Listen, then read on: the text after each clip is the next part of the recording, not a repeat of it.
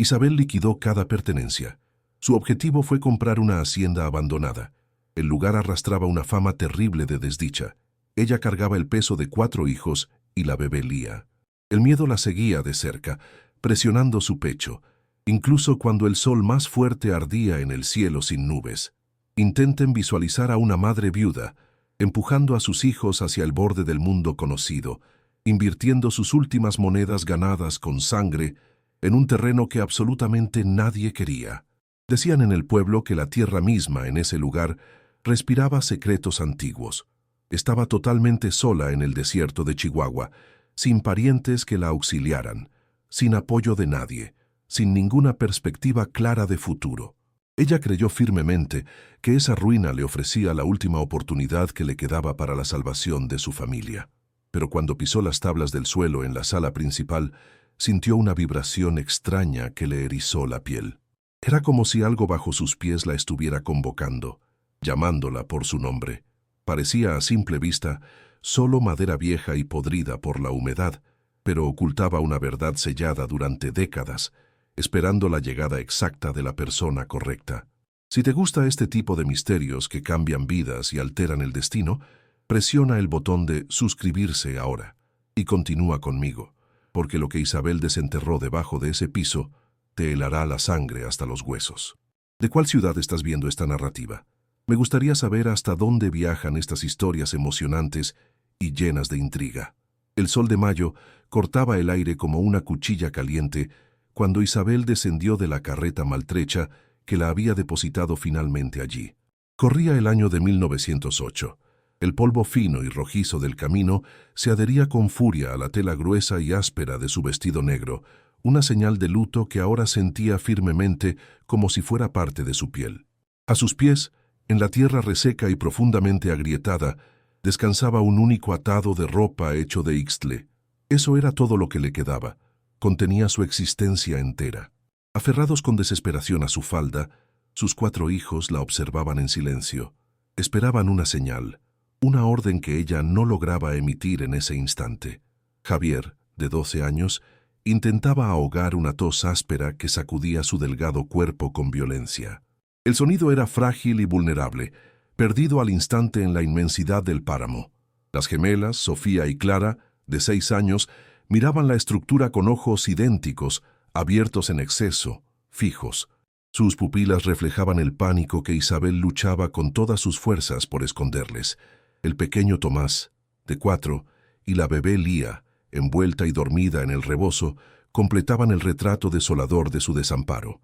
Esto no era el inicio de un nuevo amanecer, era el final amargo de un largo y cruel calvario de humillaciones. Todo había comenzado 8 meses atrás, con el estruendo profundo y sordo de los explosivos en la mina. Luego, un silencio que lo absorbió todo. Fernando, su esposo, quedó instantáneamente sepultado bajo toneladas de roca y tierra. Con él, toda posibilidad de bienestar se había esfumado de su vida. Su cuñado Raúl, un hombre de mirada dura y corazón mezquino y calculador, no tardó nada en aparecer. No ofreció palabras de consuelo. Trajo consigo al licenciado Soto, un consultor jurídico con una sonrisa permanente de buitre y aliento a tabaco viejo y rancio. «Isabel, te ofrecemos lo que consideramos una caridad», había dicho Soto sin mirarla a los ojos. Sus dedos golpeaban impacientemente sobre los documentos amarillentos que le arrebataban su parte legítima de la propiedad familiar. «Nadie te daría ni 50 pesos miserables por ese terreno pedregoso que consideras tu herencia. Pero mi cliente, don Raúl, es un hombre generoso, de gran corazón». La generosidad de Raúl vino inmediatamente con un precio: 80 pesos. Era una burla cruel, un despojo ejecutado a plena luz del día, pero ella era una viuda, sin recursos ni leyes que la protegieran de la injusticia. Firmó. Sintió la punta de la pluma rasgar no solo el papel seco, sino su propia dignidad. Con esos 80 pesos manchados de traición, solo pudo adquirir esa ruina. La gente la llamaba el lamento en el pueblo, un nombre que se susurraba entre dientes mientras se persignaban con miedo. Era un rancho abandonado a 3 largos días de viaje en carreta, un sitio del que se decía que los espíritus lo habitaban, que el suelo estaba completamente maldito.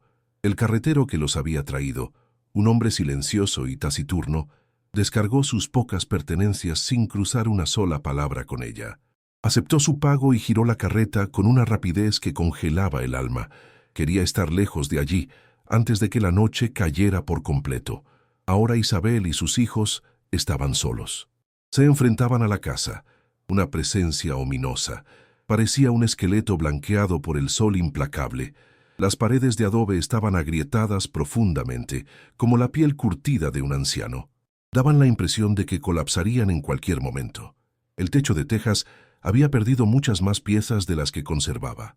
Las ventanas eran cuencas vacías que lloraban polvo fino. No parecía una casa simplemente abandonada, parecía un lugar que había muerto de pura pena.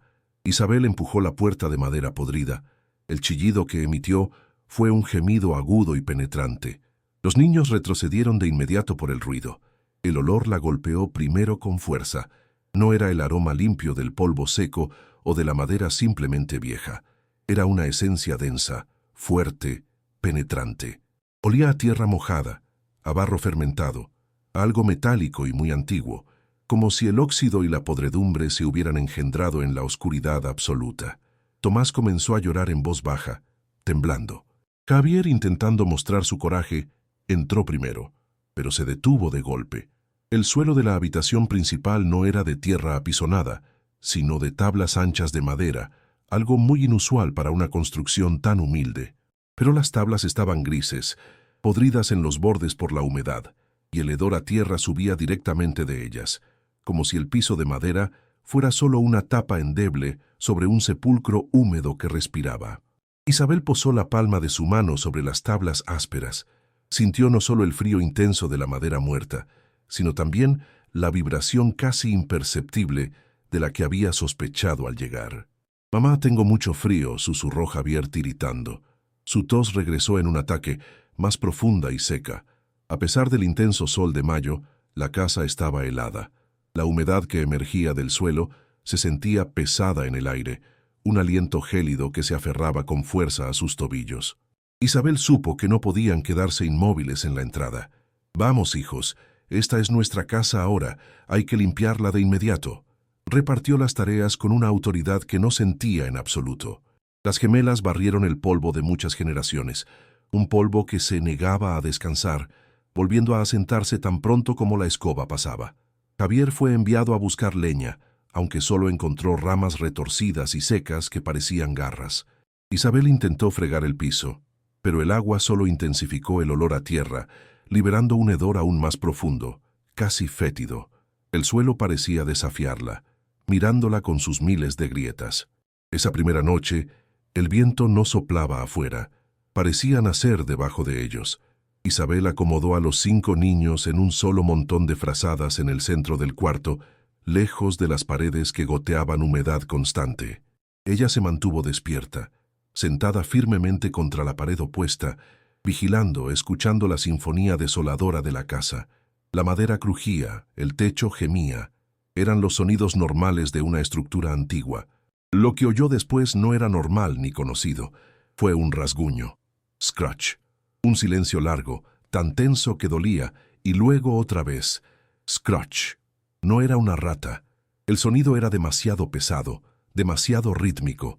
Sonaba como si alguien estuviera arrastrando una caja muy pesada o una piedra justo bajo sus pies.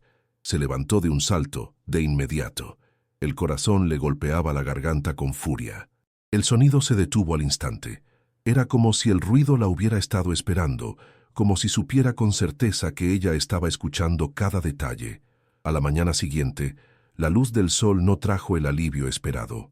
Solo reveló la magnitud de su error al comprar esa ruina. El pozo estaba casi seco. Isabel bajó el cubo una y otra vez con desesperación, pero lo único que subía era un lodo espeso y turbio con un leve olor a azufre. Era agua muerta, sin vida. No podían beberla ni usarla para cocinar. El poco líquido limpio que habían traído se estaba agotando rápidamente. El pánico, frío y afilado como una cuchilla, comenzó a recorrerle la espalda, subiendo. Recordó la sonrisa cínica del licenciado Soto. Esto no había sido una transacción de venta. Había sido una sentencia de muerte. Raúl no solo la había despojado de su tierra, la había exiliado a ese pedazo de infierno terrenal para que ella y sus hijos desaparecieran en silencio, consumidos lentamente por la sed y la enfermedad, lejos de cualquier testigo. La tos de Javier empeoraba con las horas. La humedad que emanaba constantemente del suelo se había transformado en una neblina visible durante la noche, un vaho que se adhería a todo. Se le había metido en los pulmones al niño y ahora su respiración era un silbido doloroso. Isabel lo observó, acurrucado bajo la manta, su cuerpo delgado temblando a pesar de que la temperatura era cálida. La culpa la golpeó como una roca helada en el estómago vacío. Los había traído a ese sitio maldito solo para verlos morir lentamente. Había vendido su futuro por 80 pesos miserables y había comprado una tumba para sus hijos. La desesperación era un sabor metálico y amargo constante en su boca. Tenía que actuar de inmediato, pero se sentía completamente atrapada. La aldea más cercana estaba a días de camino. No tenía dinero para otra carreta ni fuerzas físicas para caminar hasta allá. Esa tarde intentaba remendar una de las tablas más flojas del piso. La frustración la consumía por dentro. Estaba en la esquina más oscura del cuarto, justo donde el olor a tierra era más fuerte y donde había oído el rasguño la noche anterior. La madera estaba blanda, casi esponjosa. La golpeó con el puño cerrado una y otra vez, en un estallido de rabia impotente. «Maldito seas, Raúl.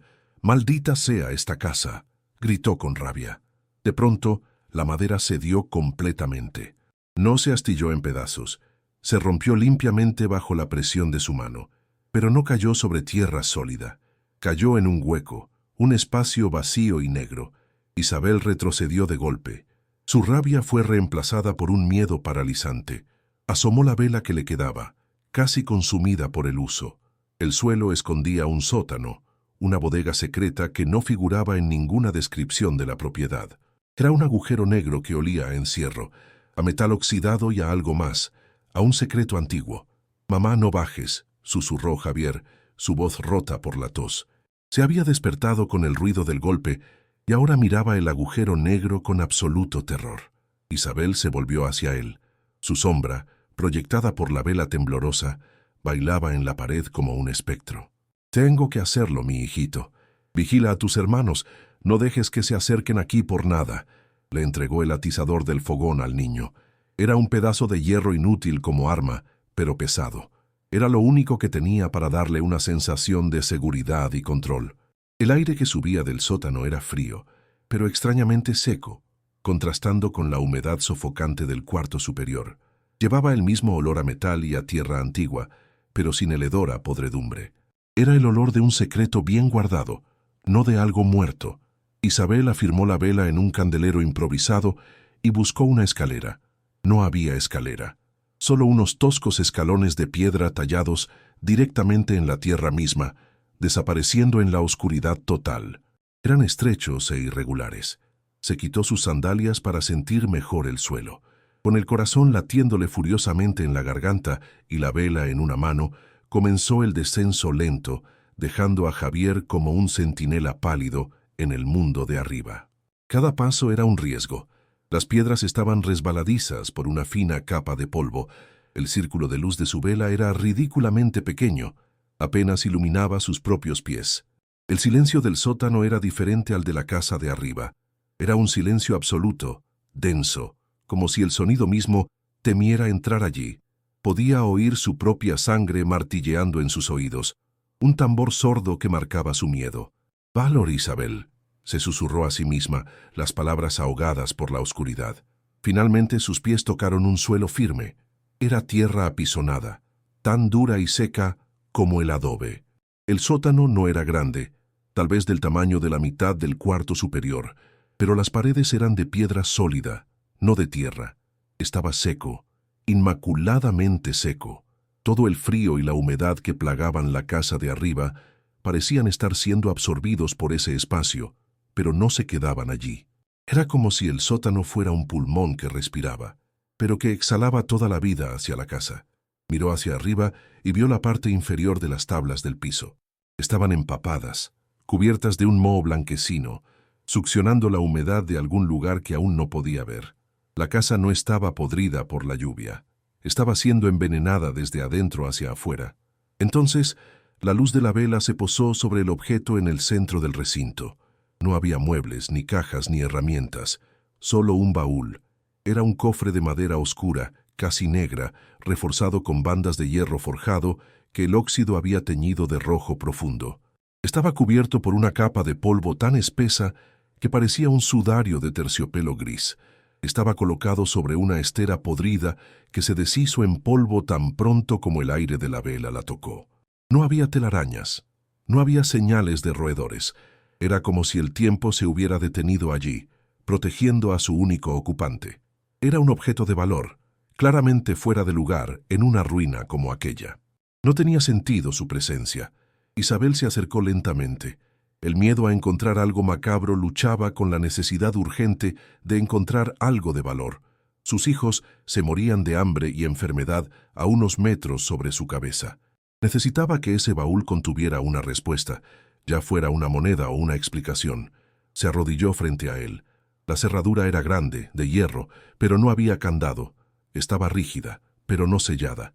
Usó la pequeña navaja que llevaba en el delantal para raspar el óxido y la suciedad del mecanismo. El silencio era tan profundo que el sonido del metal rascando el metal pareció un disparo. Esperó conteniendo la respiración. Nada, solo el goteo de la humedad en las tablas del piso de arriba. Con ambas manos tiró del pestillo. Se dio con un crujido sordo y fuerte. Levantó la tapa pesada. Las bisagras protestaron con un gemido largo y agudo que pareció viajar por todos los cimientos de la casa. El olor que salió no fue de muerte ni de descomposición. Fue el aroma seco y dulce del papel viejo, del cuero curtido y de la tinta. Su corazón, que esperaba oro, joyas o quizás huesos, se hundió por un segundo ante la decepción. La luz de la vela reveló el contenido, y sus ojos no podían comprender la contradicción. No era un tesoro de valor inmediato. Eran libros, docenas de libros de contabilidad con tapas de cuero grueso, perfectamente ordenados con los lomos hacia arriba, como soldados en un ataúd. ¿Quién escondería libros de cuentas en un sótano secreto bajo una casa que todos decían estaba maldita? Debajo de los libros, su mano rozó algo frío. Apartó los volúmenes pesados. Era una caja de lata, de las que se usaban para guardar té o galletas finas. No estaba oxidada. El aire seco del sótano la había preservado. La abrió con dedos temblorosos. Adentro, un fajo de billetes antiguos, pero que parecían aún válidos atados con una cinta de seda azul. No era una fortuna, pero era más dinero del que había visto en meses. Eran quizás 300 pesos, suficiente para comprar comida, suficiente para llevar a Javier al médico en el pueblo. Lágrimas de alivio instantáneo quemaron sus ojos. Raúl no había ganado. Todavía no. Debajo del dinero había una carta, un único sobre doblado. Estaba sellado no con cera, sino simplemente cerrado. En el frente, con una caligrafía elegante y firme, estaba escrito: «A quien tenga el coraje de escuchar al suelo». Isabel sintió un escalofrío que no tenía nada que ver con la temperatura del ambiente. Esa frase era solo para ella. La casa la había llamado. El suelo le había hablado en código, y ella había respondido. El rasguño no había sido una amenaza. Había sido una invitación a descubrir la verdad. Se sentó en el suelo de tierra seca, el baúl abierto a sus pies, y desplegó el papel cuidadosamente. La carta estaba fechada en 1898. «Mi nombre es Beatriz», comenzaba, «y esta casa es mi único testigo». Isabel leyó la carta allí mismo, a la luz temblorosa de la vela. El mundo de arriba, sus hijos, la tos de Javier, el viento, todo desapareció de su conciencia. La voz de Beatriz, escrita hacía años, era clara y fuerte. No hablaba de un esposo cruel ni de fantasmas. Hablaba de negocios, de plata y de traición. Beatriz y su hermano menor, Rodrigo, habían descubierto una pequeña veta de plata por accidente mientras cavaban el pozo. Esta casa no era un simple rancho, era una fachada. Habían construido el sótano en secreto para procesar el mineral y el túnel, un túnel de escape, para sacar el material sin ser vistos por nadie. El rasguño que Isabel oía, escribió Beatriz, era probablemente el viento resonando en la boca del túnel, un sonido que ella misma había llegado a conocer como la voz de la casa. La traición fue rápida y brutal. Rodrigo, consumido por la avaricia, la había engañado sin piedad. Le hizo firmar papeles que él dijo eran para registrar la mina, pero que en realidad le cedían a él todos los derechos. Una vez que tuvo el control, robó la plata que ya habían procesado y huyó, dejándola con deudas y un pozo seco. Para asegurarse de que nadie más descubriera el secreto, él mismo esparció el rumor de que la casa estaba embrujada, que la tierra estaba maldita y que la propia Beatriz se había vuelto loca por el miedo. Ella murió un año después, sola de pena y pulmonía, en la misma casa que había construido con sus manos, la misma casa donde Isabel ahora luchaba por no morir de lo mismo. Isabel permaneció sentada en el suelo frío del sótano por un largo momento, la carta de Beatriz temblando levemente en su mano. 300 pesos. El dinero en la caja de lata era un milagro, un respiro enviado por otra mujer traicionada. Era suficiente para llevar a Javier al médico, suficiente para comprar comida, suficiente para sobrevivir un mes más en ese infierno. Sintió una punzada de hermandad inmediata con esa mujer muerta hacía años. Ambas habían sido despojadas por sus propias familias. Beatriz por su hermano Rodrigo, Isabel por su cuñado Raúl. La casa no estaba habitada por fantasmas, estaba habitada por el eco de una injusticia terrible. El suelo que pisaba no era una tumba, era el testigo de un crimen, el guardián de un secreto. El frío de la verdad que ahora conocía era más hondo que el de la humedad. Mientras guardaba la carta, lo oyó de nuevo. Scratch. Pero esta vez, estando bajo el piso, el sonido fue diferente. No venía de arriba ni de los lados, venía del fondo, la pared de piedra sólida al final del sótano. Recordó las palabras exactas de Beatriz, el viento resonando en la boca del túnel. Levantó la vela en alto. El sonido era bajo, un gemido hueco que parecía filtrarse a través de la roca misma. No era el viento golpeando la casa, era el aliento de la tierra escapando de un lugar oculto, era el lamento del que hablaba la gente del pueblo, y no era un espíritu. Era ingeniería, un secreto de geografía y avaricia. «Mamá, ¿qué fue eso?» La voz de Javier, quebrada por la tos, la hizo saltar. El niño estaba a mitad de la escalera de tierra, pálido, con el atizador de hierro temblando en su mano. El terror en sus ojos era evidente, pero su miedo a quedarse solo arriba había sido más fuerte que su miedo a la oscuridad de abajo. «Regresa, Javier, es peligroso». Pero él negó con la cabeza, sus ojos fijos en la pared del fondo. El ruido vino de allí. Descendió los últimos escalones, uniéndose a ella, su pequeño cuerpo temblando por el frío y la enfermedad. Verlo allí, tan frágil pero tan decidido a protegerla, borró el último rastro de miedo en Isabel. Ya no estaba asustada, estaba completamente furiosa. «Tienes razón, mi hijo, y vamos a descubrir qué es». La presencia de Javier la ancló a la realidad. Esto no era una aventura, era una recuperación de lo robado. Si Beatriz y Rodrigo habían construido esto, no sería un mecanismo complicado. Rodrigo había huido. No habría tenido tiempo de sellarlo para siempre. Habría sido algo rápido, simple de ocultar. Juntos, madre e hijo, recorrieron la pared de piedra. Era sólida, fría, inamovible. Isabel empujó, golpeó suavemente buscando un sonido hueco. Nada. Aquí era más seco, murmuró. El olor a metal era más fuerte. El túnel tenía que estar allí. «Mamá», susurró Javier, sus dedos rozando la base de la pared. «Esta parte no es igual». Isabel bajó la vela. Javier tenía razón. Cerca del suelo, una sección de la pared no era de piedra tallada, sino de adobe que había sido hábilmente texturizado y ennegrecido para parecer roca. Era un parche, una puerta falsa. «Es aquí», dijo Isabel con convicción. No había manija ni cerradura visible. Usó la punta de su navaja para raspar la junta, confirmando que era una pieza separada. «Atrás, Javier». Tomó el atizador de hierro de la mano de su hijo. Era pesado. Introdujo la punta afilada en la grieta que había encontrado y la usó como palanca, empujando con todo el peso de su cuerpo, impulsada por la desesperación y la imagen de Raúl riéndose en su hacienda. Hubo un crujido sordo, luego un sonido de arena deslizándose sobre piedra. Scrunch. El sonido fue ensordecedor, un lamento de roca. El parche de adobe no se abría, giraba sobre un pivote central. El rasguño que oían no era el viento, ni un animal, ni un fantasma.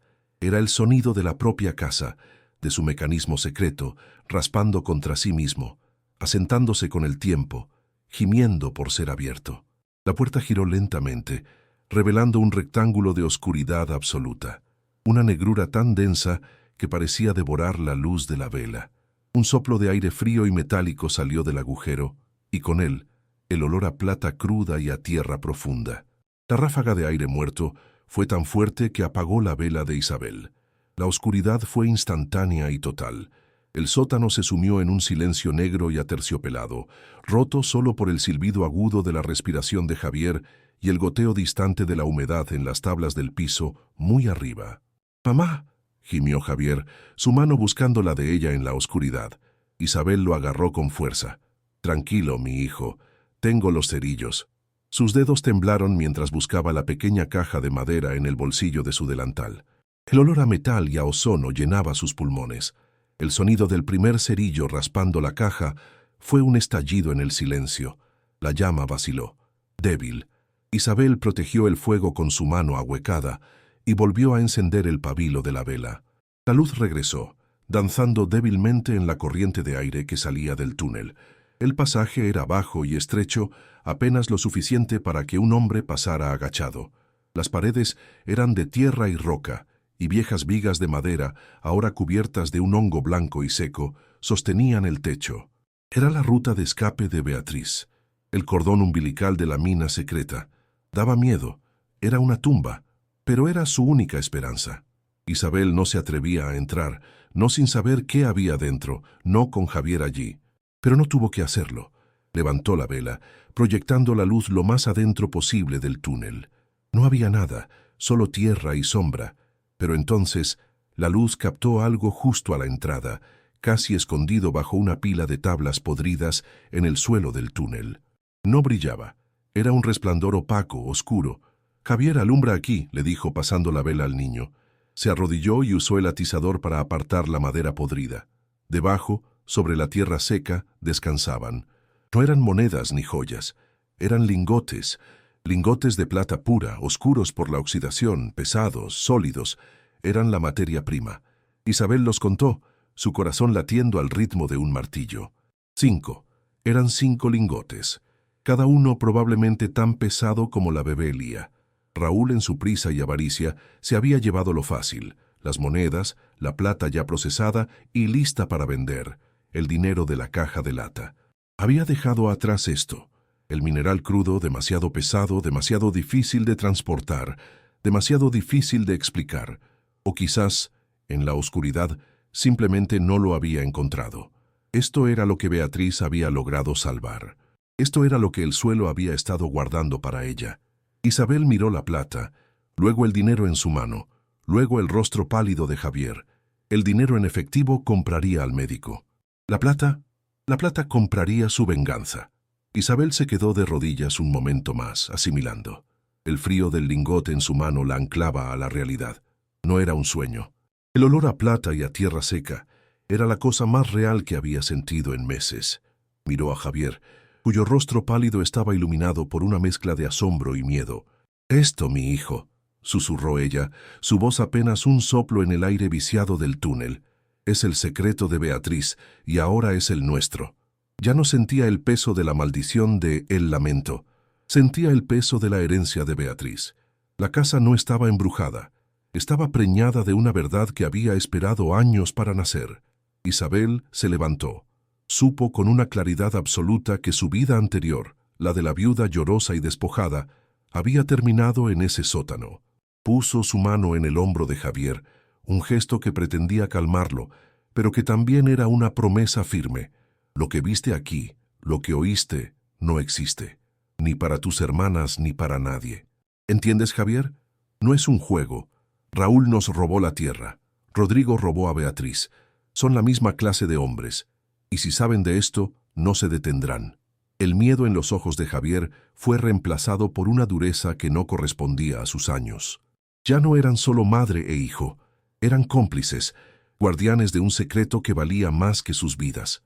Isabel supo que podía confiar en él. La enfermedad lo había debilitado, pero el secreto lo había hecho fuerte.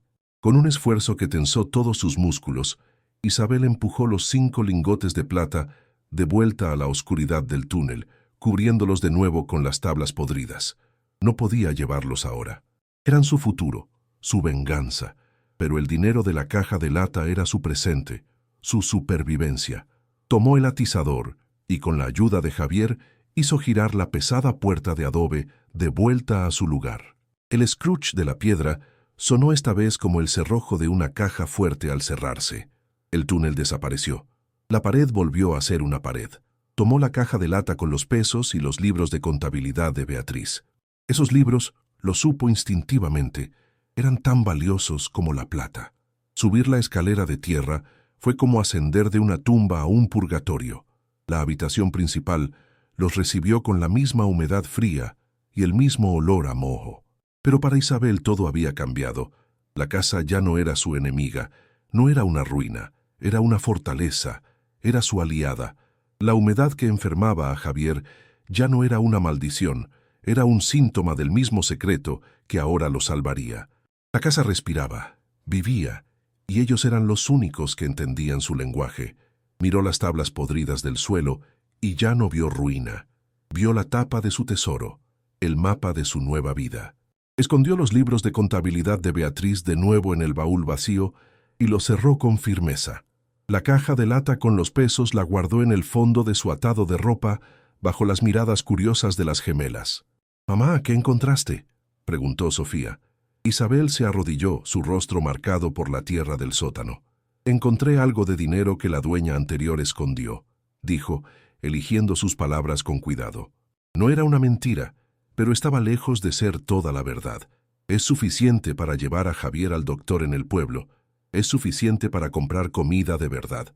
La palabra comida iluminó los rostros de los niños. Por ahora, esa era toda la magia que necesitaban para creer. La decisión de Isabel fue instantánea y aterradora. Tenía que ir al pueblo, y tenía que ir ya mismo. La tos de Javier se había vuelto más húmeda durante su tiempo en el sótano. «Sofía, Clara», dijo Isabel, su voz firme y autoritaria, «ustedes están a cargo. Tienen 6 años, pero hoy necesito que actúen como adultas». Les dio instrucciones precisas: trancar la puerta en cuanto ella se fuera, no abrir a nadie por ningún motivo, racionar el poco maíz que quedaba y cuidar de Tomás y Lía. «Voy a ir y volver lo más rápido que pueda, pero no deben, bajo ninguna circunstancia, acercarse a ese hoyo en el suelo». Las niñas asintieron, sus rostros idénticos endurecidos por la nueva responsabilidad. Dejar a 4 de sus hijos en esa casa abandonada era lo más difícil que había hecho. Era un riesgo inmenso. Si alguien venía, si un animal salvaje, no podía pensar en eso. Puso a Javier en sus espaldas, asegurándolo con el rebozo, y se guardó la mitad del dinero en el pecho. «Partiré ahora para caminar toda la noche. Llegaré al pueblo por la mañana». Besó a cada uno de sus hijos. Un beso rápido, casi violento, lleno de miedo y promesa. «Atranquen la puerta». Oyó el sonido de la viga de madera siendo arrastrada y su corazón se partió por el miedo. Estaba sola de nuevo, pero esta vez caminaba hacia una pelea, no huyendo de una. La caminata de regreso al pueblo fue una odisea febril. Con Javier tosiendo débilmente sobre su espalda, cada paso era un tormento físico. Pero esta vez no era la viuda despojada que había huido. Era una mujer con pesos en el corpiño y 5 lingotes de plata escondidos bajo sus pies. El aire de la noche, que antes le parecía amenazante, ahora la llenaba de energía. El mundo no la había vencido. Raúl no había ganado. Cada kilómetro que recorría no era una huida. Era el primer paso de una invasión planeada. Era Isabel, la dueña de El Lamento, y volvía para reclamar la vida de su hijo y su dignidad. Llegó al pueblo al amanecer, cubierta de polvo, con los pies sangrando y los hombros en carne viva por el peso de Javier. La gente que la vio, los mismos que se habían persignado cuando se fue, ahora la miraban con una mezcla de lástima y horror. «No se ha muerto todavía», murmuró una mujer en la puerta de la iglesia. Isabel la ignoró. Atravesó la plaza principal sin desviar la mirada, dirigiéndose directamente a la única casa con un letrero de latón en la puerta: «Doctor Ríos». Subió los escalones y golpeó la puerta con la fuerza que le quedaba, sin esperar a ser invitada. El doctor Ríos era un hombre de bata blanca y mirada escéptica.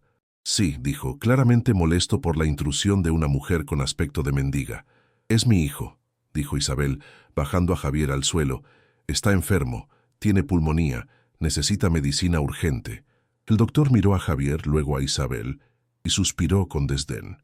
Señora, la pulmonía en esta etapa debería llevarlo con el cura, no conmigo. Ya es tarde. Isabel se enderezó. No le pregunté por el cura. Le dije que lo curara y le pagaré al instante. El doctor soltó una risa seca y burlona. ¿Me pagará con qué? Isabel metió la mano en su blusa y sacó el fajo de billetes antiguos. «Con esto», dijo poniendo el dinero sobre el escritorio del doctor.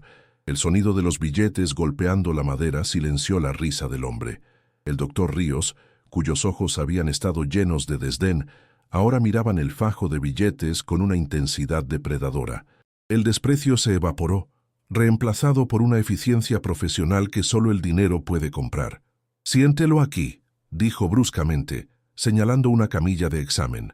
Dejó los billetes sobre su escritorio, contándolos discretamente mientras auscultaba el pecho de Javier. Isabel se mantuvo de pie, rígida, observando cada movimiento. No había pedido caridad, había exigido un servicio que estaba pagando con creces. El doctor escuchó la respiración sibilante del niño, sus dedos fríos palpando las costillas frágiles. El silencio en el consultorio era pesado, roto solo por la tos seca de Javier y el susurro del papel moneda. El hombre finalmente levantó la mirada, ya no a ella, sino al dinero. «Es una pulmonía grave», sentenció. «Muy grave», repitió el doctor Ríos, limpiando su estetoscopio con un paño. «El frío y la humedad han infectado ambos pulmones. Necesita quinina, jarabe de ipecacuana y reposo absoluto. Y necesita estar vigilado. El tratamiento es costoso, señora». Esta última palabra, señora, ahora sonaba con un respeto calculado. Ya no era una mendiga, era una cliente de peso. Isabel no pestañeó. «¿Lo tiene usted o tengo que buscarlo en otro lado?» El doctor levantó una ceja sorprendido por su audacia. «Lo tengo, pero le costará una buena parte de eso», dijo señalando el escritorio. «No le pregunté el precio», replicó Isabel, su voz baja y firme. «Le dije que salvara a mi hijo». El doctor desapareció en la trastienda y regresó con varias botellas de vidrio oscuro y un paquete de polvos. Isabel pagó la suma exorbitante que él exigió, casi la mitad del dinero de la caja de lata, sin mostrar el más mínimo dolor. El alivio de tener la medicina era más fuerte que la pérdida del dinero. Sabía que no podía hacer el viaje de regreso con Javier en ese estado. «Necesito un cuarto», le dijo al doctor. «¿Dónde se aloja la gente decente aquí?» El doctor, ahora casi servil, le indicó la posada de San Judas, en la otra esquina de la plaza. Isabel cargó a Javier las medicinas envueltas en su rebozo y salió del consultorio, dejando al doctor Ríos contando los billetes con una sonrisa confundida. La habitación de la posada era pequeña, pero tenía una cama limpia y un techo que no goteaba agua. Isabel no durmió. Pasó las siguientes horas en una vigilia aterradora, sentada en una silla de madera, administrando las medicinas a Javier cada hora, limpiando su frente sudorosa con paños húmedos. El niño ardía en fiebre. Sus sueños eran delirios confusos, y en cada momento de silencio, la mente de Isabel volaba de regreso a El Lamento. Veía los rostros de sus otras 4 hijas, solas en esa casa ruinosa. Habrían atrancado la puerta. Tenían miedo. El Scrooge del túnel las habría asustado con su gemido. Estaba atrapada entre 2 infiernos, el hijo que moría frente a ella y las hijas que podrían estar en peligro, lejos de ella. Al tercer día, la fiebre de Javier comenzó a ceder de a poco. Su respiración se volvió menos un silbido y más un suspiro natural. Por primera vez en semanas, durmió profundamente, sin toser. Isabel supo que lo peor había pasado. Dejando al niño al cuidado de la dueña de la posada por una hora, Isabel salió a la luz del día. El dinero que le quedaba, unos 150 pesos, era un arma estratégica. Fue a la tienda de abarrotes. Ya no compró 1 kilo de maíz. Compró costales de frijol, de harina, manteca, carne seca, sacos de papas. Compró aceite para lámparas, jabón, hilos y agujas. Compró barriles de madera para almacenar agua limpia y una pequeña carretilla de mano. El pueblo la observaba con asombro. Las mismas mujeres que la habían visto llegar como un fantasma polvoriento, ahora la veían salir de la tienda de don Carlos con dos muchachos ayudándola a cargar sus compras. Los murmullos la seguían por la plaza. ¿De dónde sacó el dinero la viuda de Fernando? No era que Raúl la había dejado en la miseria. Dicen que pagó al doctor con billetes de antes de la revolución. Isabel caminaba entre ellos como una reina sorda. No les debía nada, ni una mirada ni una explicación. Su miseria había sido un espectáculo público. Su repentina solvencia era ahora un misterio que los aterrorizaba, y eso le gustaba. Cuando salía de la ferretería, tras comprar un pico y una pala, necesitaba herramientas de verdad, de peso, casi choca con él. El licenciado Soto, el buitre, el abogado de Raúl, la miró primero con confusión, luego con abierta sospecha. Sus ojos codiciosos recorrieron las compras apiladas fuera de la tienda. «Isabel, qué sorpresa verte por aquí. Pensé que estabas en el Lamento», terminó. «Y allí vuelvo. Con permiso, licenciado». Pasó a su lado, rozando su traje caro con su falda polvorienta. Soto no se movió, pero ella sintió sus ojos clavados en su espalda, calculando, sopesando cada detalle. El juego había comenzado. Regresó a la posada. Javier estaba despierto, y por primera vez en días sus ojos estaban claros. «Mamá», susurró, su voz débil pero viva. «Tengo hambre». Isabel sintió que las rodillas se le doblaban por el alivio. Se sentó en la cama y le dio un trozo de pan dulce que había comprado. Verlo masticar, tragar, vivir, fue una victoria más dulce que encontrar la plata. El doctor Ríos había hecho su trabajo. El dinero de Beatriz había hecho su trabajo. Ahora le tocaba a ella hacer el resto, la venganza. «Vas a estar bien, mi hijo», dijo, acariciando su cabello húmedo por la fiebre. «Todos vamos a estar bien». No podía cargar a Javier de regreso, ni tampoco los suministros.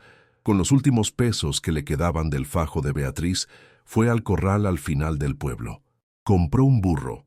No era un caballo fino. Era un animal viejo, terco pero fuerte. Lo cargó con los costales de comida, los barriles, el pico y la pala, atando todo con ixtle nuevo y fuerte. La gente del pueblo se había reunido en la plaza para ver el espectáculo. La viuda loca de El Lamento, que había llegado pidiendo limosna, ahora se iba equipada como para una expedición, con su hijo enfermo montado en un burro cargado de provisiones. Al atardecer abandonó el pueblo. No miró hacia atrás. El sol poniente teñía el cielo de un rojo violento, el mismo color del óxido en el baúl de Beatriz. Isabel caminaba delante, tirando del ronzal del burro.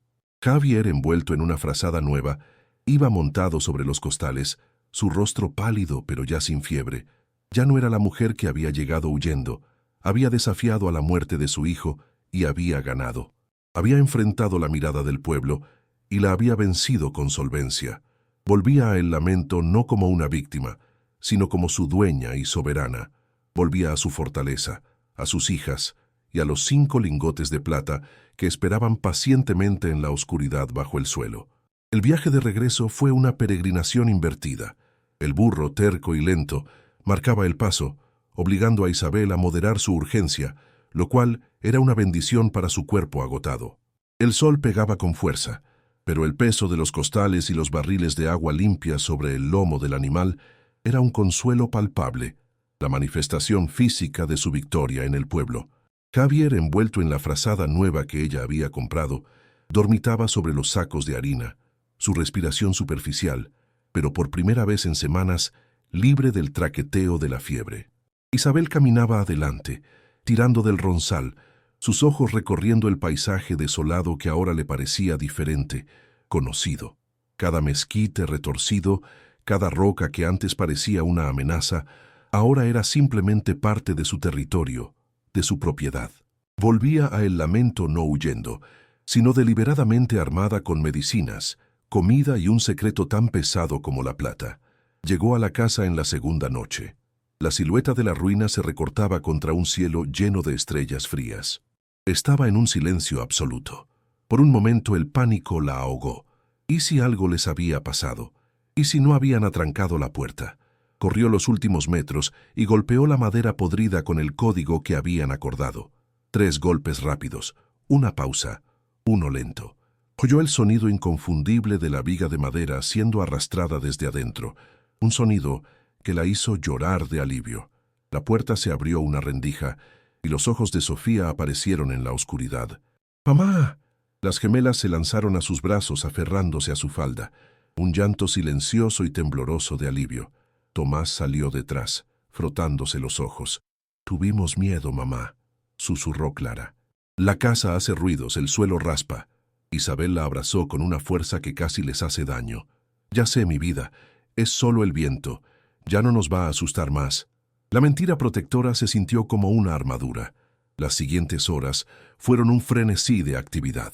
Trajeron a Javier, quejándose débilmente pero vivo, y lo acostaron sobre un montón de frazadas limpias cerca del fogón. Luego comenzaron a descargar al burro, costal tras costal. La alacena vacía, que se burlaba de ellos con su oscuridad polvorienta, ahora se llenaba hasta el tope. Harina, frijoles, arroz, manteca, carne seca.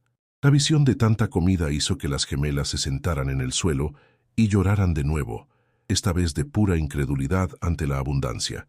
Isabel encendió el fuego, no con las ramas retorcidas que habían encontrado, sino con leña seca que había comprado. Encendió las lámparas de aceite, y la habitación principal, antes un pozo de sombras húmedas, se llenó de una luz dorada y cálida. El olor a tierra y a moho seguía allí, pero ahora estaba mezclado con el aroma denso del café de olla y las tortillas calentándose en el comal. Los días que siguieron fueron de una reconstrucción febril. La casa, que había sido una tumba, comenzó a sentir el pulso de la vida.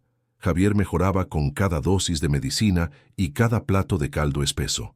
Su tos se desvanecía, reemplazada por el vigor de sus años. Isabel puso a todos a trabajar, usando la pala y el pico nuevos. Ella y Javier cavaron una zanja poco profunda alrededor de la casa para desviar el agua estancada y la humedad que se filtraba bajo el piso. Un intento desesperado de hacer la superficie más habitable y sana. Limpiaron el pozo, sacando cubetas de lodo espeso y olor a azufre, hasta que, después de 2 días de trabajo agotador, el agua comenzó a brotar, lenta, pero más clara. Ya no eran prisioneros del lamento, eran sus ingenieros. El agujero del sótano fue cubierto con una estera nueva que Isabel había comprado, un secreto visible solo para ella y Javier. Las noches, sin embargo, se convirtieron en el tiempo secreto de Isabel. Cuando los 5 niños dormían profundamente, sus estómagos llenos por primera vez en meses, exhaustos por el trabajo físico y la seguridad de tener un techo, ella sacaba los libros de contabilidad de Beatriz. A la luz de la lámpara de aceite, su rostro concentrado descifraba la caligrafía elegante pero firme. No eran solo números, descubrió, eran historias, eran la prueba del fraude. Beatriz había anotado meticulosamente cada extracción, cada gramo de plata, cada costo de herramienta, cada viaje al pueblo. Y lo más importante, había firmas. La firma temblorosa de Rodrigo, su hermano, en los recibos de venta falsificados. Y otra firma, una que hizo que la sangre de Isabel se helara. Soto y Soto, abogados. Un escalofrío recorrió la espalda de Isabel. El nombre estaba allí, en una nota de acuse de recibo de un pago por servicios de registro de propiedad y liquidación de deudas. El padre del licenciado Soto, la familia del buitre. Esto era más profundo y más antiguo que la avaricia de su cuñado Raúl. Era un patrón repetido. Soto padre había sido cómplice del robo de Rodrigo. Había sido el instrumento legal para despojar a Beatriz. Sabría el Soto actual que la casa que él mismo había ayudado a venderle a ella por 80 pesos era la misma que su padre había ayudado a robar hacía años. Fuera esa la razón por la que Raúl la había presionado tanto para que aceptara esta ruina en particular, para que desapareciera en la casa embrujada. Su despojo no había sido un accidente. Había sido la repetición de una historia de avaricia, una limpieza de cabos sueltos. Ahora Isabel entendía la mirada de Soto en el pueblo. No era solo sospecha por el dinero, era culpa. Era el reconocimiento de un nombre, de un lugar. Su repentina solvencia no era solo sorprendente, era peligrosa. Significaba que ella estaba acabando. Significaba que el lamento estaba hablando, revelando secretos que debían permanecer enterrados. Ahora Isabel vivía en un nuevo tipo de miedo. No el miedo a los fantasmas o al hambre, sino el miedo a la codicia humana, una codicia que tenía raíces profundas y podridas en esa misma tierra. Sabía que Soto vendría. El burro, la comida, el niño sano. Todo eso sumaba a una ecuación que el abogado no podía dejar sin resolver. Solo era cuestión de tiempo. Pasó una semana más, una semana de trabajo duro. Javier ya caminaba, pálido pero firme, ayudando a las gemelas a acarrear agua limpia del pozo. Los niños reían por primera vez en meses. Su juego favorito era darle de comer al burro. Isabel había comenzado a explorar el túnel en secreto por la noche, solo para entender su alcance. Era largo, apuntalado con madera vieja, y parecía conducir a un pozo de mina colapsado lejos de la casa. Era una ruta de escape perfecta.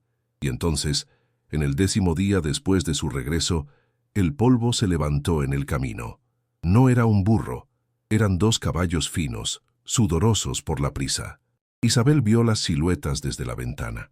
El licenciado Soto, y junto a él un hombre corpulento con el traje caro de la ciudad que solo podía ser su cuñado, Raúl. Javier adentro. Sofía, Clara, lleven a los niños al cuarto y tranquen la puerta. No salgan por nada. Los niños desaparecieron en un instante. El entrenamiento del miedo ahora era un reflejo rápido y silencioso. Isabel salió al porche, secándose las manos en el delantal. No llevaba la mirada baja esta vez. Vio a Raúl desmontar, su rostro ancho enrojecido por el sol y la ira contenida. Soto se quedó en la silla con su sonrisa de buitre, observando la escena como un director de teatro. «Isabel, querida cuñada», dijo Raúl, su voz un falso estruendo de amabilidad. «Qué gusto verte tan mejorada. El licenciado Soto me dijo que habías tenido un golpe de suerte», continuó Raúl, sin esperar respuesta, sus ojos codiciosos recorriendo la casa, deteniéndose en el pico y la pala nuevos que descansaban contra la pared de adobe. «Un golpe de suerte en el lamento. Qué irónico». Soto finalmente habló, su voz suave como el veneno deslizándose en el aire seco. «Señora Isabel, nos preocupamos por usted. Este lugar tiene una reputación. Y encontrar dinero así en una casa abandonada, bueno, legalmente».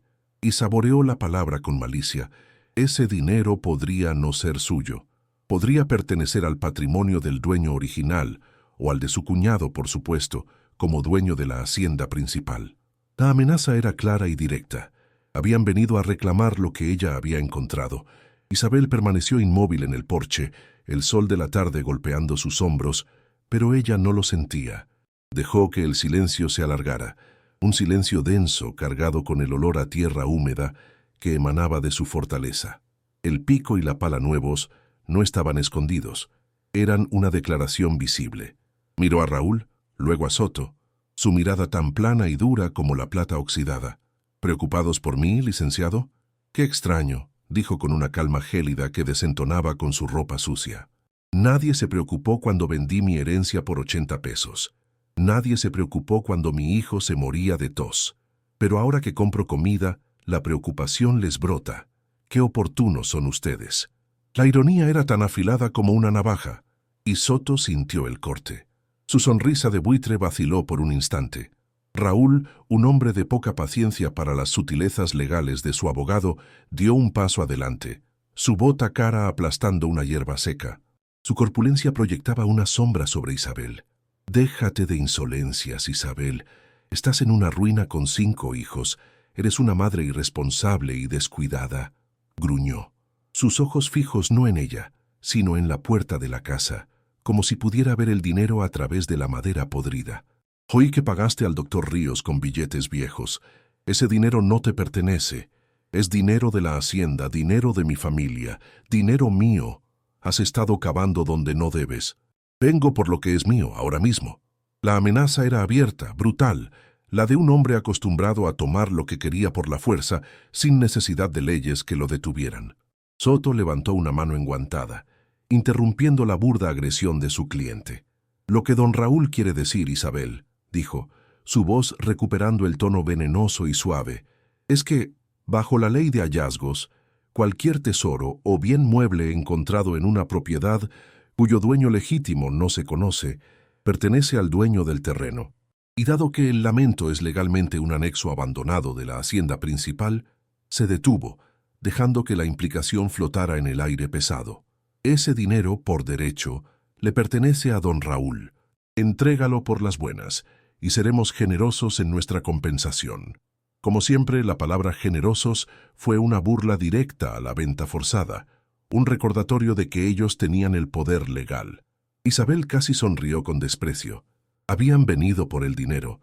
Eran codiciosos pero estúpidos. No sabían nada de la mina. ¿Dinero?, repitió ella, fingiendo confusión. Ah, el dinero de la caja de lata. Se fue. Se fue en el doctor Ríos, que es un ladrón. Se fue en harina, en manteca y en ese burro flaco. Ya no hay dinero, licenciado, pero no fue lo único que encontré. Encontré algo mucho más valioso para un hombre de leyes como usted. Se recargó contra el poste del porche, cruzando los brazos con firmeza. Encontré la historia de la casa. Encontré unos libros de contabilidad viejos. Estaban en un baúl en un sótano que no aparece en sus papeles. La mención de libros de contabilidad hizo que Raúl resoplara con impaciencia, pero Soto se puso rígido en su silla. Su sonrisa desapareció por completo. «Libros. ¿Qué tonterías dices, mujer? Papeles viejos», escupió Raúl. «No me interesan tus papeles podridos. Quiero el dinero que encontraste». Pero Isabel no apartaba la mirada del abogado. «Papel viejo, sí. Papel de 1898. Cuentan una historia fascinante, licenciado. La historia de una mujer llamada Beatriz y su hermano, Rodrigo. Una historia sobre una mina secreta y una traición documentada». Cada palabra era una piedra lanzada con precisión y fuerza. Vio cómo la sangre abandonaba el rostro de Soto, dejándolo pálido bajo el sol. El buitre ahora parecía un hombre que había visto a un fantasma. El pánico en los ojos de Soto fue instantáneo y mal disimulado. ¿Qué? ¿Qué está diciendo? Son delirios. Esta casa la ha vuelto loca como a la otra, dijo con voz temblorosa, pero su voz había perdido su filo. Era delgada. Raúl miraba a su abogado confundido por su repentino nerviosismo. «¿Beatriz? ¿Rodrigo? ¿De qué diablos habla esta mujer? ¡Soto! Dile que nos dé el dinero o la sacaremos de aquí a la fuerza». Raúl avanzó hacia el porche, su mano dirigiéndose a la fusta que llevaba en el cinturón. Pero Isabel no se movió. Se mantuvo firme, su poder anclado en la madera podrida de esa casa. «Pregúntele a su abogado, don Raúl», dijo Isabel, su voz tranquila cortando la tensión. «Él parece conocer muy bien esta casa, quizás porque el nombre Soto aparece en estos libros». Hizo una pausa y luego soltó el golpe final. Soto y Soto, abogados, recibiendo pagos por servicios de registro en 1898. Parece que robar a las viudas es una tradición familiar de larga data en su familia. Licenciado. El color volvió al rostro de Soto en una marea roja de furia y miedo. Sabía que ella lo tenía. No había encontrado solo dinero. Había encontrado la prueba irrefutable. Había encontrado el pecado original de su familia. «Vámonos, Raúl», siseó Soto, tirando bruscamente de las riendas de su caballo, su compostura rota en 1000 pedazos. «No tenemos nada que hacer aquí. Esta mujer está loca y es peligrosa». Raúl estaba atónito, con la mano a medio camino de la fusta, su ira simple ahogada por la compleja reacción de su abogado. «¿Irnos? ¿Pero el dinero? Dije que nos vamos ahora mismo». El pánico en la voz del abogado era tan real, tan desnudo, que incluso Raúl obedeció, retrocediendo confundido. Montó su caballo, su rostro una máscara de furia desconcertada. Miró a Isabel una última vez, como si tratara de entender qué clase de brujería acababa de presenciar. Isabel se quedó en el porche, erguida, mientras los dos hombres giraban sus caballos y se alejaban a todo galope, levantando una nube de polvo que olía a derrota. No dijeron adiós, no hicieron más amenazas, simplemente huyeron. Huyeron del nombre Beatriz y del nombre Soto escrito en un libro viejo. Isabel observó hasta que desaparecieron por completo en el horizonte, la nube de polvo asentándose lentamente sobre el terreno. La casa estaba en un silencio profundo. Entonces, desde las profundidades bajo sus pies, sonó el lamento. Scrooge, el mecanismo del túnel asentándose en su lugar. Isabel sonrió. No era un lamento. Era el sonido de la casa riéndose con ella en secreto. Se volvió y desatrancó la puerta del cuarto. Las gemelas, Tomás y Lía, la miraban con ojos asustados. «¿Se fueron, mamá?» «Sí, mis hijos», dijo Isabel. abrazándolos con fuerza. Se fueron para no volver. Detrás de ellos, Javier estaba de pie junto a la pared con el atizador de hierro en la mano, listo para defenderlos. Sus ojos se encontraron con los de Isabel y él asintió, entendiendo toda la complejidad del momento. La primera batalla había terminado. Habían venido a robarle 80 pesos, pero ella les había mostrado que tenía un arma que valía mucho más, la verdad documentada. Y ahora, gracias a la reacción de ellos, sabía exactamente cómo usarla. La puerta se cerró con un sonido sordo, y el silencio que cayó sobre el lamento fue diferente a cualquier otro que hubieran experimentado. No era el silencio vacío del abandono, ni el silencio tenso de la espera. Era el silencio hueco que sigue a una explosión, el zumbido en los oídos después de que la amenaza ha pasado, pero antes de que la seguridad se haya asentado. Isabel se recargó contra la madera, su cuerpo finalmente permitiéndose temblar. El olor a polvo y a sudor de caballo de los hombres seguía flotando en el aire. Una invasión nauseabunda había terminado. Había ganado, pero la victoria se sentía frágil como una telaraña. Sabía que Soto y Raúl no eran hombres que aceptaran una humillación. No habían huido de su coraje. Habían huido de una palabra, Beatriz.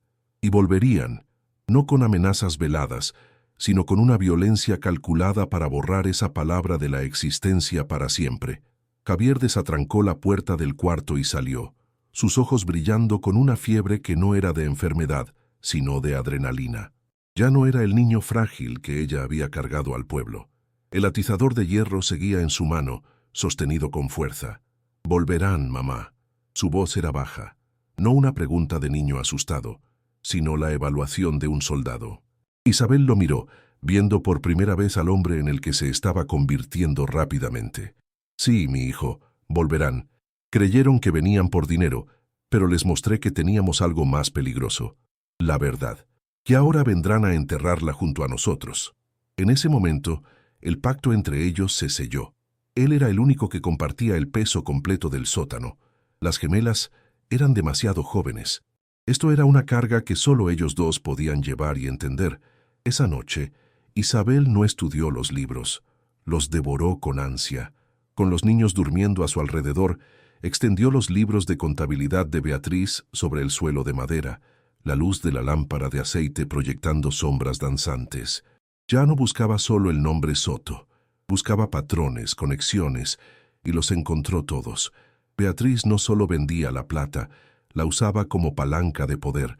Había pagos registrados a jueces locales, a funcionarios del registro de tierras, préstamos a otros hacendados prominentes de la región, todos facilitados por Soto padre. No era solo la historia de una traición familiar, era el mapa de la corrupción que había fundado la riqueza de toda la comarca. Raúl no era el dueño de la hacienda, era el heredero de un robo. Soto no era un abogado, era el custodio de un fraude generacional, la cabeza de una víbora. El plan se formó en su mente, claro y frío como la plata misma. Tenía dos armas, la plata y los libros. La plata era su capital, el combustible para la guerra. Los libros eran su munición perfecta. Primero tenía que sacar a su familia de El Lamento. La casa era una fortaleza, pero también una trampa mortal. Segundo, tenía que convertir los lingotes en dinero real, pero no en el pueblo, donde Soto controlaba cada transacción y movimiento. Tenía que ir lejos, a una ciudad minera como Zacatecas o Durango, donde una venta de plata cruda no levantaría sospechas ni alarmas. Tercero, usaría ese dinero para contratar a su propio abogado, uno que no tuviera deudas con Soto, uno que tuviera más hambre de justicia que de oro. Usaría los libros no solo para defender El Lamento, sino para destruir a Raúl por completo, reclamando la hacienda que le habían robado a Fernando. La primera tarea era la más peligrosa, mover la riqueza. No podía llevarse 5 lingotes pesados en un burro, pero tampoco podía dejarlos en el túnel, ahora que Soto sospechaba que ella cavaba. Esa noche, mientras el viento aullaba afuera, enmascarando sus sonidos de trabajo, Isabel y Javier trabajaron en secreto. Bajaron de nuevo al sótano, abrieron el túnel. El aire metálico los recibió como un viejo amigo, con un esfuerzo que hizo temblar los músculos de Isabel y dejó a Javier sin aliento. arrastraron los 4 lingotes restantes fuera del pasadizo. El quinto, el más pequeño, lo dejó allí como una trampa, por si acaso venían a buscar. No iban a esconder los otros 4 en el sótano de nuevo. Era demasiado obvio su escondite original. Usando el pico y la pala, trabajaron en la habitación principal, no en el suelo de madera, sino en el fogón. Quitaron las piedras de la base del hogar, cavando en la tierra compactada que había debajo. Era un trabajo brutal, silencioso, iluminado solo por la luna que entraba por la ventana rota. Cavaron un hoyo profundo, y allí, bajo el lugar donde cocinarían su comida, donde el fuego daría calor a sus hijos, enterraron los 4 lingotes. Ocultaron el metal frío y muerto bajo el símbolo de la vida y el hogar. Volvieron a colocar las piedras. Cuando terminaron, el fogón parecía intacto. El secreto de Beatriz ahora estaba protegido por el de Isabel. La casa misma comenzó a cambiar con su trabajo. Con el dinero restante de la caja de lata, Isabel se volvió metódica. Ya no solo sobrevivía, construía una nueva vida. Ella y Javier pasaron 2 días reparando. Usaron la madera buena de los cuartos traseros colapsados para reforzar el piso de la sala principal. Compraron cal en el pueblo, un viaje rápido esta vez, con la cabeza en alto. Mezclándola con la tierra del pozo, hicieron una lechada. Pasaron un día entero blanqueando las paredes interiores. El olor agudo y limpio de la cal comenzó a matar el hedor a moho y a humedad. El lamento ya no olía a tumba, olía a hospital, a un lugar de curación. Estaban borrando la enfermedad de la casa con esfuerzo. Llegó el momento de la segunda expedición. Era la apuesta más grande y arriesgada. Isabel envolvió el 5.º lingote, el más pequeño, en trapos viejos, y lo colocó en el fondo de un costal vacío. Luego lo llenó hasta la mitad con elotes secos.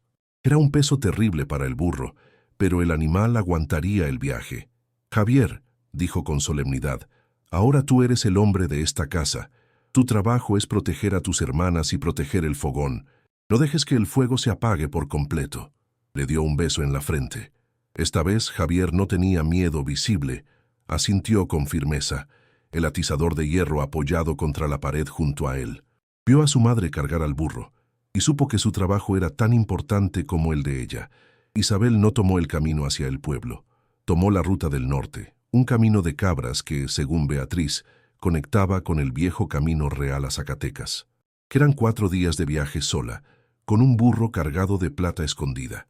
Cada sombra parecía Soto, cada sonido de viento parecía un caballo persiguiéndola. Pero esta vez, Isabel no era la viuda huyendo. Era una empresaria transportando su mercancía. Ya no pensaba en el miedo, pensaba en el precio por gramo que exigiría. Recordaba las cifras en los libros de Beatriz, los precios que Soto padre había pagado, y ensayaba mentalmente su negociación. Llegó a Zacatecas al 4.º día, una ciudad que hervía de actividad, construida enteramente sobre la riqueza de la plata. Era un monstruo de cantera rosa y campanas de iglesia por doquier. A nadie le importaba una mujer polvorienta con un burro. Encontró la calle de los ensayadores, hombres cuyos negocios enteros se basaban en comprar mineral crudo a gambusinos independientes. Entró en el local más pequeño, uno con un letrero descolorido. El hombre detrás del mostrador la miró con ojos muertos y desinteresados. Ella desenvolvió el lingote y lo puso sobre el mostrador. El golpe sordo silenció la tienda entera por un instante. El hombre probó el metal, lo pesó, lo rayó, murmuró un precio, una miseria, asumiendo que ella era ignorante. Isabel no se movió. 120 pesos por onza, dijo ella, su voz tranquila y firme. La onza de esta calidad se pagaba al doble en 1900 y no estoy pagando la comisión de Soto ni de nadie más. El hombre levantó la vista de golpe, sorprendido. Vio sus ojos y supo que no estaba tratando con una tonta ignorante. Discutieron 20 minutos tensos. Salió de la tienda sin el lingote, pero con un giro bancario cosido en el corpiño. Había convertido la herencia de Beatriz en capital de guerra. El viaje de regreso desde Zacatecas fue una marcha de guerra silenciosa. Isabel ya no era la viuda polvorienta que había huido. Era una estratega con capital líquido. El giro bancario, cosido con hilo grueso en el forro de su falda, se sentía más pesado y frío que el lingote de plata que había vendido. No regresó inmediatamente a El Lamento, intuyendo que Soto y Raúl estarían vigilando el camino principal. esperando su regreso, asumiendo que volvía derrotada o con unos pocos pesos. En lugar de eso, pagó a un arriero para que la guiara por un antiguo camino de contrabandistas, una ruta peligrosa que bordeaba la sierra. Llegó a su casa 2 días después de lo esperado, bajo el amparo de una noche sin luna, encontrando a Javier dormido junto a la puerta, con el atizador de hierro aún en su mano, despierto al menor ruido. Sabía que no podía dejar a sus hijos solos de nuevo. La próxima vez, Raúl no vendría con amenazas legales, vendría con fuego y violencia. Su siguiente movimiento tenía que ser audaz e inesperado. Usó una parte considerable del dinero de Zacatecas para hacer el viaje más improbable. Regresó al pueblo, pero no fue a la posada ni a la tienda. Fue directamente a la iglesia local. Se enfrentó al viejo párroco, un hombre de ojos cansados que siempre la había mirado con una lástima condescendiente. «Padre», le dijo Isabel, su voz resonando en la sacristía vacía, mientras ponía un fajo de billetes sobre la mesa de roble. «No le pido caridad. Le pago para que la iglesia dé refugio seguro a mis 5 hijos. No por Dios, sino por esto. Es por su seguridad, que tiene un precio». El cura, atónito ante el dinero y la determinación de acero en sus ojos, aceptó el trato. Dejó a los niños en el convento anexo, bajo la protección silenciosa de las monjas. Estaban a salvo de Raúl, pero no del escándalo que se avecinaba. Ahora, libre de la preocupación inmediata por sus hijos, Isabel tomó la diligencia a la capital del estado. Ya no viajaba escondida en carretas. Viajaba como una mujer de negocios pagando su pasaje. Llevaba consigo solo 2 cosas: el resto del giro bancario de Zacatecas y el arma más pesada, los libros de contabilidad de Beatriz. El lamento había sido su crisálida. Ahora salía de ella, completamente transformada y lista para la guerra. El viaje duró 3 largos días. Observaba el paisaje árido pasar, su mente repasando cada línea de los libros, memorizando las fechas, los nombres, las conexiones. Soto padre, Soto hijo, Rodrigo, Beatriz, Raúl, su difunto esposo Fernando. Todos eran nudos en la misma red de avaricia que ella ahora tenía la intención de desenredar, hilo por hilo. En la capital, no buscó la oficina legal más grande y ostentosa, con pilares de cantera y puertas de caoba. Buscó exactamente lo opuesto.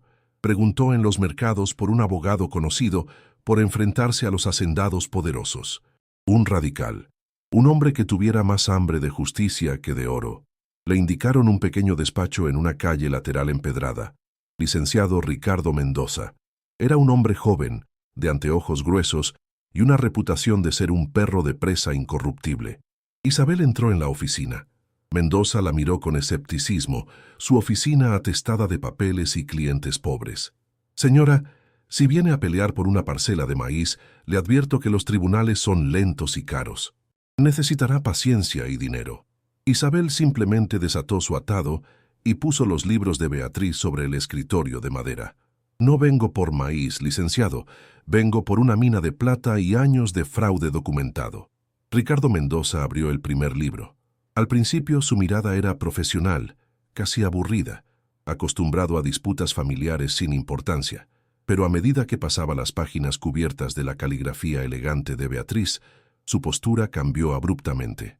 Se inclinó hacia adelante, vio las anotaciones meticulosas, las cantidades de mineral, las firmas, las fechas, y entonces vio el nombre que lo electrificó: Soto y Soto, un bufete que él conocía muy bien en la capital, notorio por su éxito impenetrable en litigios de tierras.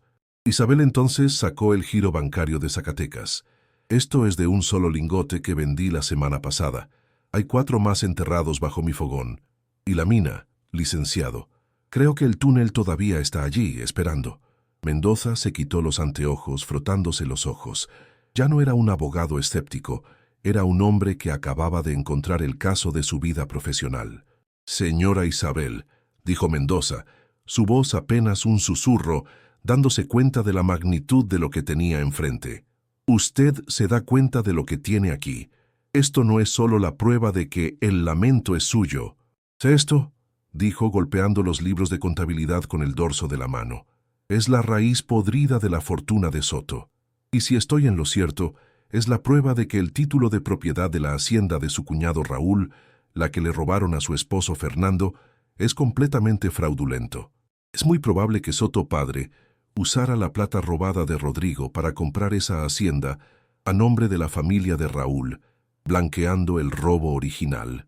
El mundo de Isabel se expandió en ese instante. Usted no solo puede recuperar su casa, señora.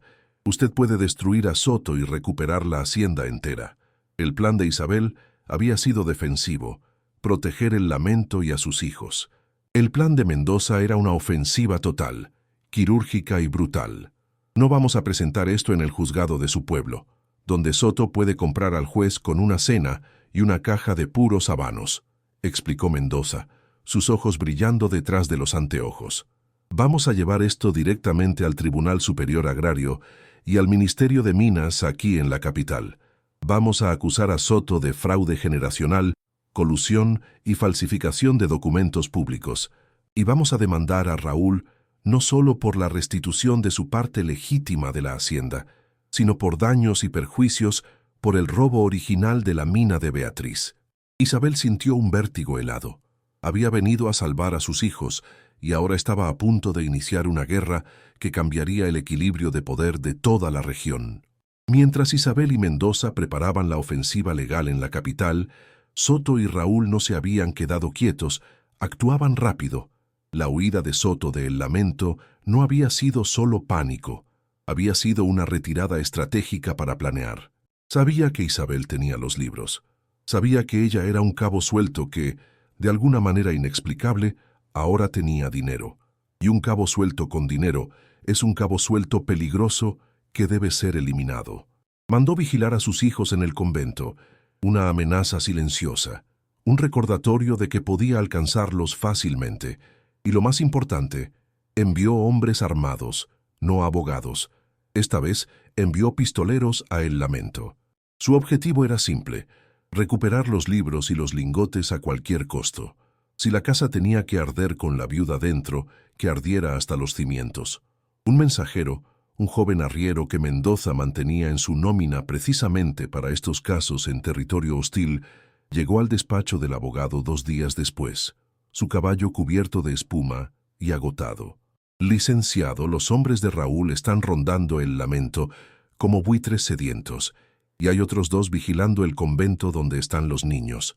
No han entrado, pero están ahí día y noche sin descanso. Isabel sintió que el suelo desaparecía bajo sus pies. Había asegurado a sus hijos, pero al hacerlo, los había convertido en objetivos claros, en rehenes de su enemigo. Mendoza actuó con una rapidez que la impresionó. No podemos esperar al tribunal. Tenemos que asegurar la evidencia y a sus hijos ahora mismo, antes que actúen. Consiguió una orden de protección de un juez federal, un papel que valía poco en el territorio de Raúl, pero que le daba cobertura legal. Vamos a volver, señora, pero no vamos solos ni desarmados. Regresaron en la diligencia, pero esta vez Isabel no iba sola en la sección barata.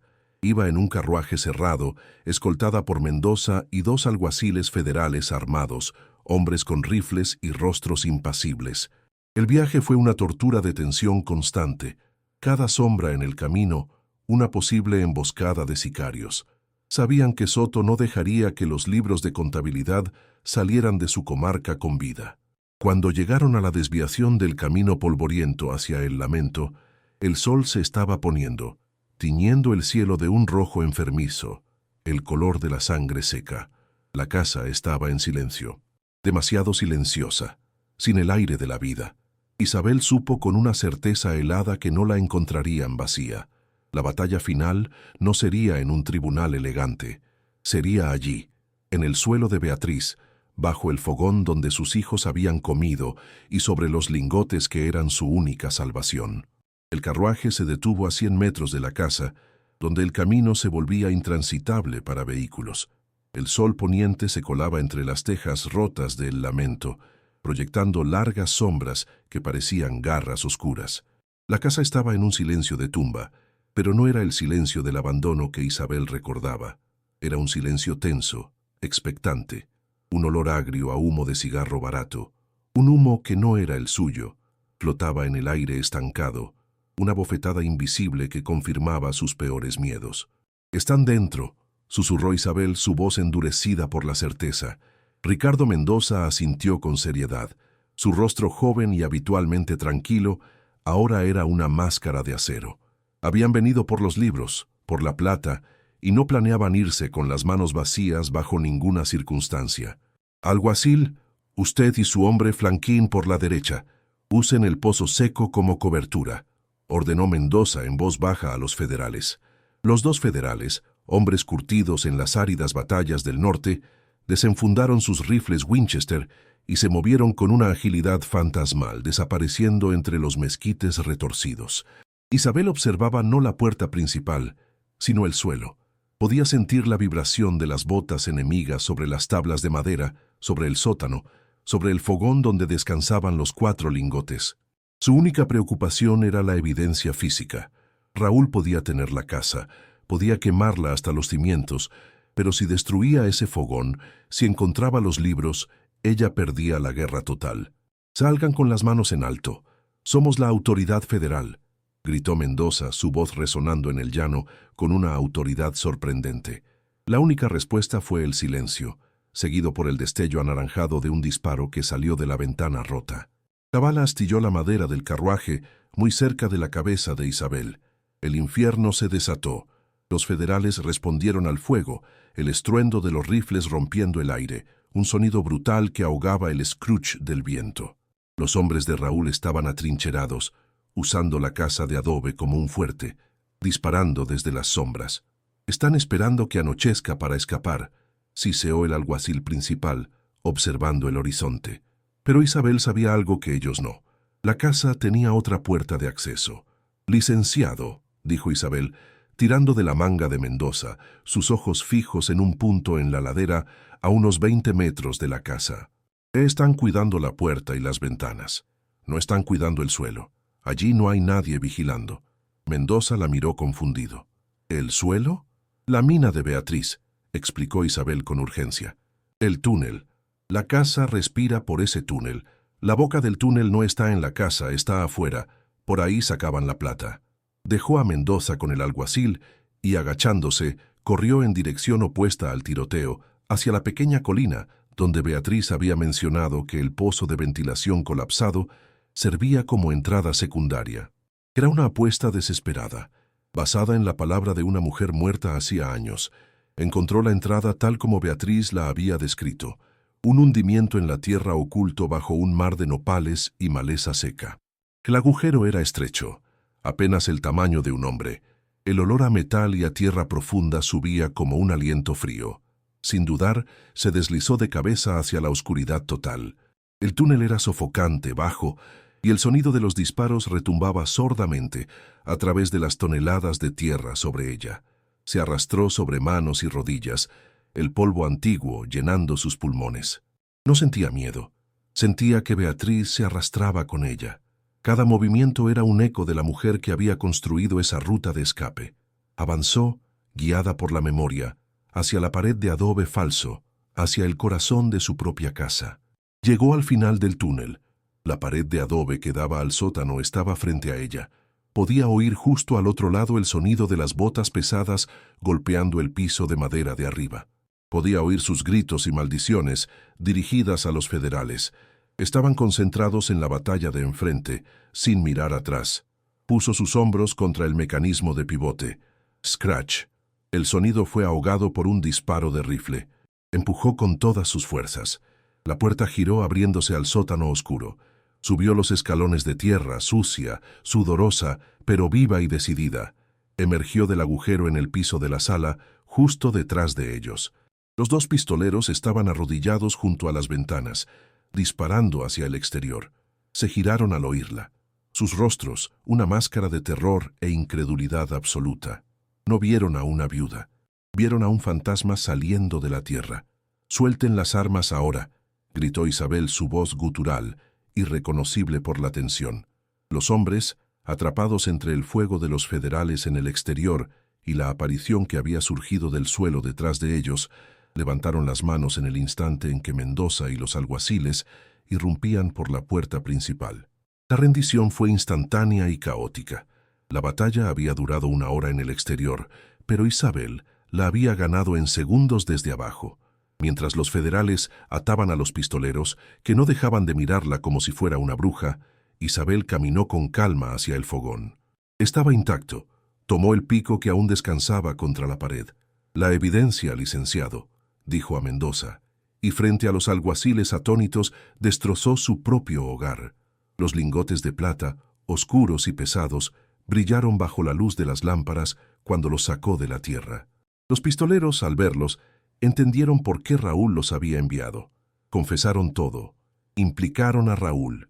Implicaron a Soto. Los libros de Beatriz, respaldados por la plata recién desenterrada, y el testimonio de los pistoleros capturados, crearon un caso que ni todo el poder de Soto pudo detener. Mendoza fue un perro de presa en el tribunal de la capital. Demostró el fraude de 1898. Demostró el despojo ilegal de Isabel en 1908. La caída fue total y dolorosa para ellos. Soto perdió su licencia y su fortuna. Raúl perdió la hacienda que su familia había ocupado ilegalmente durante años. Isabel y sus 5 hijos no se quedaron en el lamento. La casa había cumplido su propósito. Había sido su refugio, su arma y su testigo silencioso. Días después del juicio, Isabel, ahora legalmente dueña de la hacienda que le habían robado a Fernando, entró en la casa grande, lujosa. Era espaciosa, fresca, con patios llenos de bugambilias. Sus hijos corrieron por los pasillos de mosaico, sus risas reemplazando los ecos secos de la injusticia. Javier fue enviado a la mejor escuela de la capital para tratar sus pulmones. Las gemelas tendrían un jardín y Tomás y Lía un futuro asegurado. Isabel había recuperado la herencia de su esposo, pero lo había hecho con el poder de la verdad de Beatriz. 1 año después, Isabel regresó a El Lamento por última vez, sola. La casa estaba silenciosa. El viento soplaba a través de las ventanas vacías. Ya no era una ruina. Era un monumento a la justicia. Caminó hacia el agujero del sótano que había dejado abierto. Bajó y entró al túnel. Tomó el 5.º lingote, el que había dejado atrás, y lo subió. No lo llevó a su nueva casa. Lo colocó en el centro de la habitación principal, sobre la entrada del sótano. Un pago final a la mujer que le había dado las armas para luchar. Cerró la puerta principal de El Lamento por última vez. Scrooge oyó un sonido suave, casi imperceptible. No era un lamento, era un gracias silencioso. La casa, su deuda pagada y su historia contada, finalmente podía descansar en paz. ¿Y usted, ha escuchado alguna historia parecida en el lugar donde vive? ¿Algún secreto enterrado que cambió el destino de una familia entera? Cuéntemelo aquí en los comentarios. Y si disfrutó de esta intensa narrativa de venganza y supervivencia, comparta este video con alguien que lo necesite y presione el botón de suscribirse. Me da mucha felicidad saber que estas historias llegan a ustedes. Gracias por escuchar.